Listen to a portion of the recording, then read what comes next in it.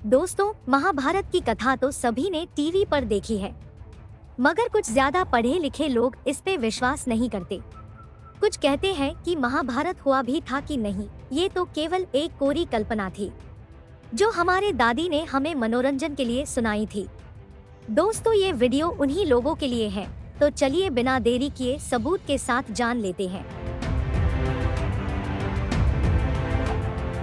नमस्कार मेरे प्यारे दोस्तों, मेरा नाम है सोनिया और सकल ज्ञान परिवार में आपका फिर से एक बार स्वागत है।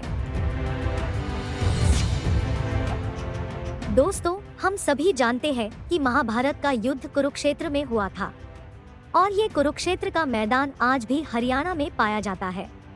ऐसा कहा जाता है कि वहाँ की धरती लाल इसलिए है क्योंकि वहाँ पर जो युद्ध हुआ था उसमें जो खून बहा था उसके वजह से वहाँ की मिट्टी लाल हो गई।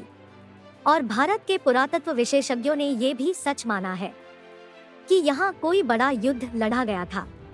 वहाँ पे आज भी पुराने जमाने के तीर, तलवार और युद्ध के सामान गड़े हुए पाए जाते हैं जो उस समय महाभारत के युद्ध में इस्तेमाल किए होंगे। दोस्तों, ये सिर्फ माइथोलॉजी नहीं है। जब उनकी कार्बन डेटिंग की गई तो जांच में ये पता चला कि ये अवशेष ईस्वीसन पूर्व 28 साल पुराने हैं। इसका मतलब ये ठीक उसी काल के हथियार है जिस समय का जिक्र महाभारत की कथा में किया गया है। दोस्तों, सबसे बड़ा रहस्य तो अभी बाकी है, तो इसे जरा ध्यान से सुनो। जे रॉबर्टसन को परमाणु बम का जनक माना जाता है और परमाणु बम पर रिसर्च करने से पहले वो भारत में 1 साल तक रुके थे। उन्होंने महाभारत में बताए गए परमाणु बम यानी कि ब्रह्मास्त्र पर पूरा रिसर्च किया था। दोस्तों, ये जानकारी तो आपको गूगल पर सर्च करने पर कहीं पे भी मिल जाएगी। उन्होंने भारत आकर संस्कृत भाषा सीखी थी महाभारत का असली वर्जन पढ़ने और समझने के लिए। अगर महाभारत एक कोरी कल्पना थी तो इन्होंने इतनी मेहनत क्यों की? और सबसे बड़ी बात, उन्होंने अपने परमाणु बम के मिशन को नाम दिया था त्रिनीटी, यानी कि हिंदी में होता है त्रिदेव, मतलब ब्रह्मा, विष्णु और महेश। जब उन लोगों ने परमाणु बम को बना लिया और पहला परीक्षण किया तो वो नजारा ठीक वैसा ही था जैसा महाभारत में वर्णित किया था। महाभारत में सबसे फेमस कैरेक्टर थे भगवान श्री कृष्ण और उनके बाद जो कोई फेमस थे वो है अर्जुन। और आपने अर्जुन के चक्र के बारे में जरूर सुना होगा। और क्या आप जानते हैं ये चक्र आज भी मौजूद है? हिमाचल प्रदेश के हमीरपुर जिले के सोहल सिंगी धार के नीचे बसे राजनौन गांव में एक ऐतिहासिक स्थल है जहां पांडव अपने अज्ञातवास के समय रुके थे और कहा जाता है कि अर्जुन ने यहीं पर चक्रव्यूह बनाने का ज्ञान प्राप्त किया था और अर्जुन ने सीखे गए चक्रव्यूह को पत्थर पर उकेरा था, यानी कि पत्थर पर उसकी कार्विंग की थी। ये चक्रव्यूह का पत्थर आज भी वहाँ पर मौजूद है जो आपको इस फोटो में सामने दिख रहा है। सोचो, अगर ना महाभारत थी ना अर्जुन भी थे तो चक्रव्यूह किसने बनाया जिसका जिक्र महाभारत में किया है? अश्वत्थामा द्रोणाचार्य के पुत्र थे जो कि बहुत बुद्धिमान और शक्तिशाली थे।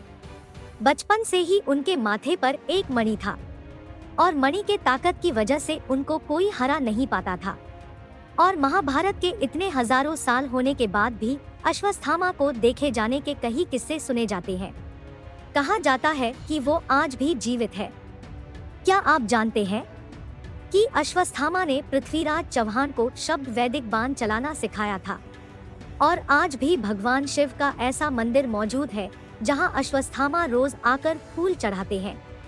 मतलब महाभारत केवल हिस्ट्री तक सीमित नहीं है, उसके इफेक्ट आज भी दिखाई देते हैं। दोस्तों, महाभारत का सबसे बड़ा सबूत देखते हैं। हिंदू धर्म में प्रमुख ग्रंथ के तौर पर श्रीमद् भगवद गीता को देखा जाता है। अगर आपने कभी गीता पढ़ी होगी तो ये बात आपको अच्छी तरीके से समझ आएगी कि गीता में लिखा गया कोई भी वचन साधारण व्यक्ति नहीं लिख सकता। ये बात तो सभी जानते हैं कि गीता के उपदेश भगवान श्री कृष्ण ने अर्जुन को युद्ध की रणभूमि में सुनाए थे। मतलब अगर भगवद गीता घर घर मौजूद है तो भगवान श्री कृष्ण भी थे और भगवान श्री कृष्ण थे मतलब अर्जुन भी थे और अर्जुन थे मतलब महाभारत का युद्ध भी हुआ था।